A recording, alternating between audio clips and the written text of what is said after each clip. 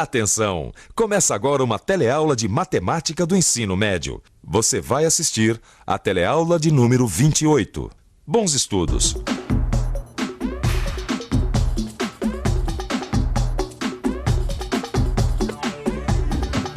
Oi!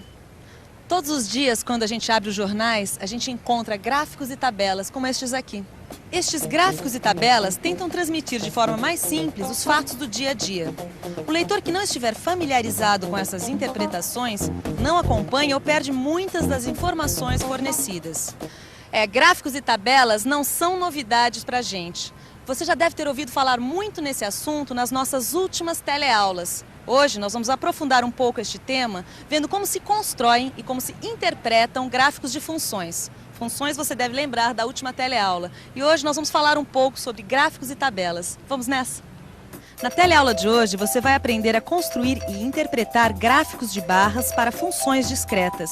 E também vai saber como são os gráficos de funções contínuas.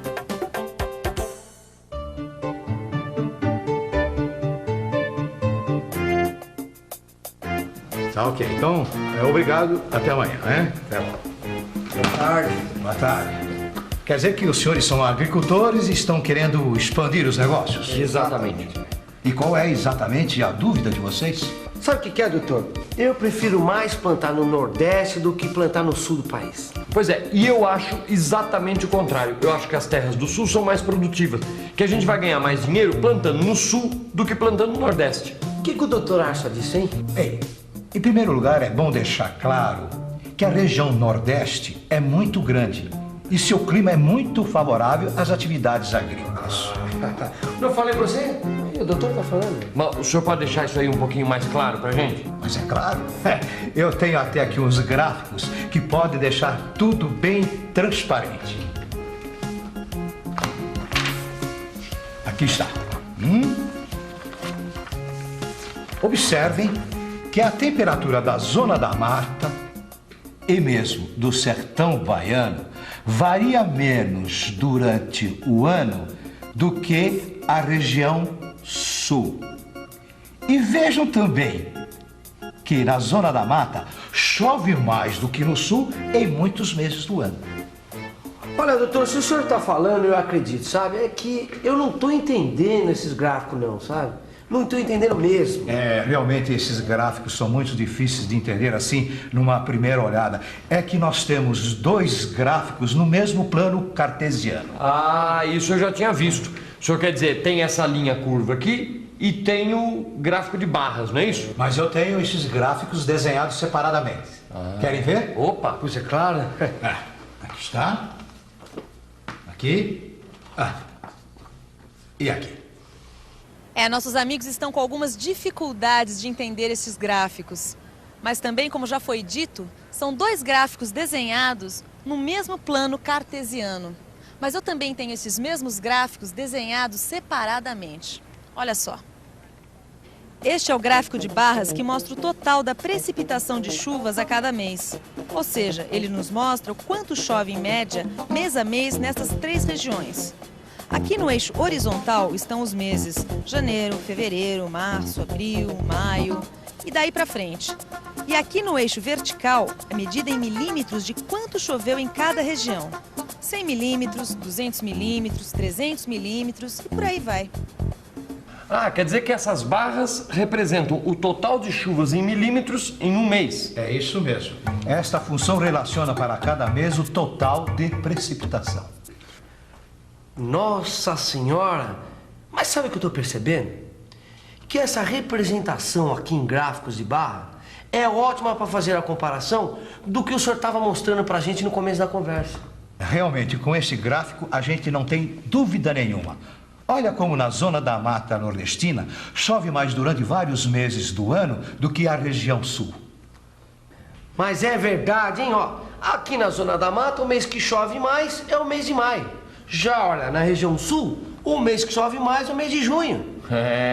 E no sertão baiano as coisas são bem diferentes, hein? Não chove quase nada, rapaz. Muito menos que nas outras regiões. Mas como vocês viram, não é todo o Nordeste que tem pouca chuva.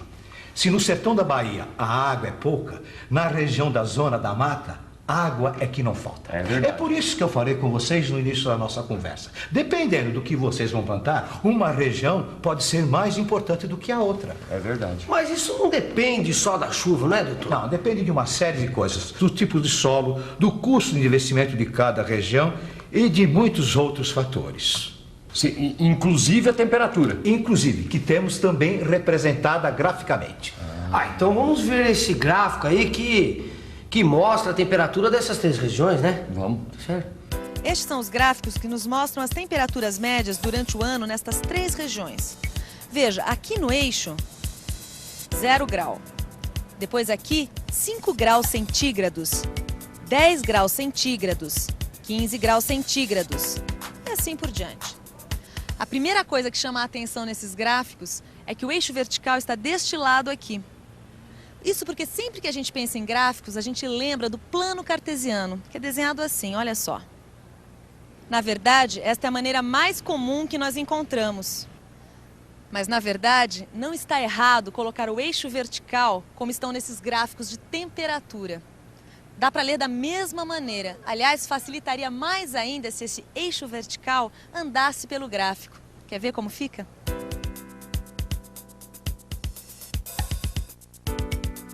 Voltando aos nossos gráficos, o negócio é o seguinte. Este eixo não foi colocado aqui simplesmente para o gráfico ficar mais bonito. Ele foi colocado aí para a gente não confundir com aquele outro que nós já vimos, você se lembra? Aquele que mostra o índice de precipitação da chuva.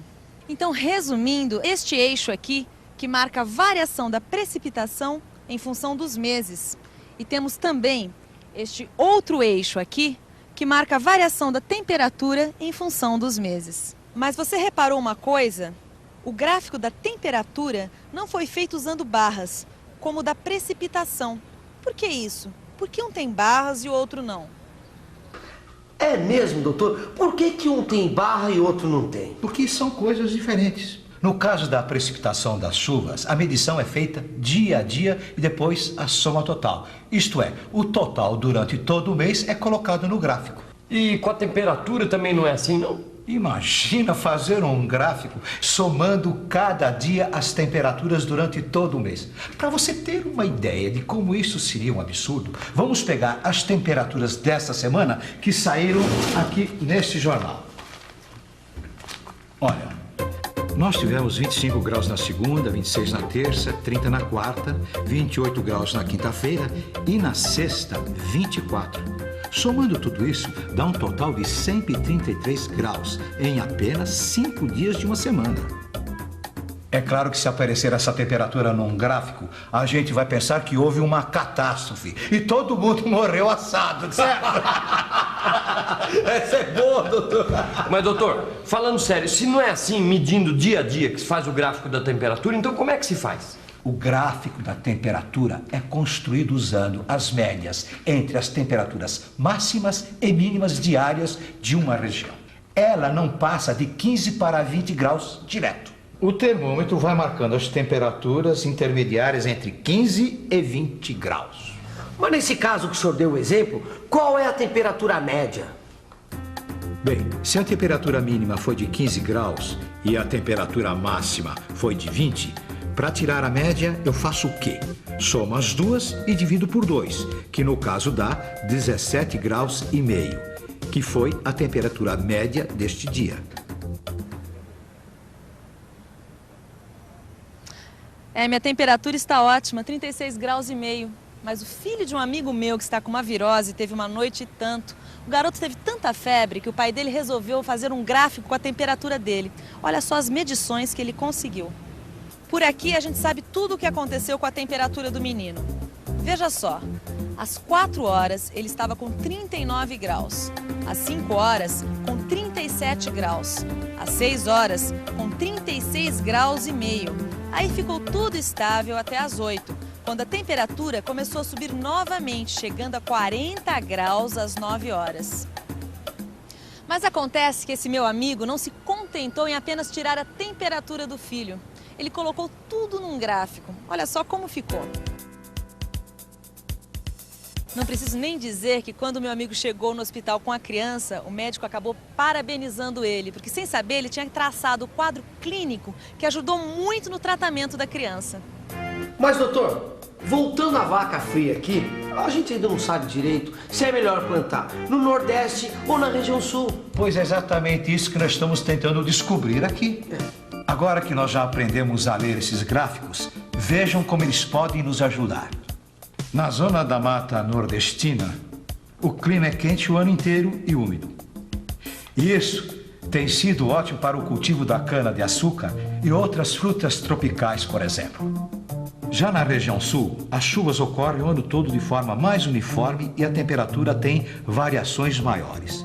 Veja que a temperatura média varia de 27 graus aproximadamente, que é o valor máximo, a aproximadamente 12 graus, que é o valor mínimo. Este clima tem sido ótimo para a soja e o trigo. E por último, vamos para o gráfico do sertão baiano. Aqui, o clima é chamado de semiárido, porque é quente o ano todo e chove pouco. O máximo de precipitação ocorre no mês de fevereiro. O mínimo em julho, quando não chove nada. Mesmo assim, há culturas que se adaptam à região, como o algodão. Bem, agora é com os senhores. Bem, doutor, depois de tantas informações, eu acho que Acho que a gente vai pensar mais um pouquinho, viu, doutor? E olha, por falar em pensar mais um pouquinho, doutor, por acaso o senhor não tem aí um gráfico da região centro-oeste, por exemplo? O quê? E atenção, se liga aí que é a hora da revisão. Na teleaula de hoje, a gente aprendeu a interpretar e construir gráficos de funções. Você conheceu o gráfico de barras para funções discretas e também o gráfico de funções contínuas. Agora você já deve estar craque em ler gráficos de funções, não é? Mais ou menos? Então dê uma olhada no seu livro e faça os exercícios. Até a próxima teleaula e tchau!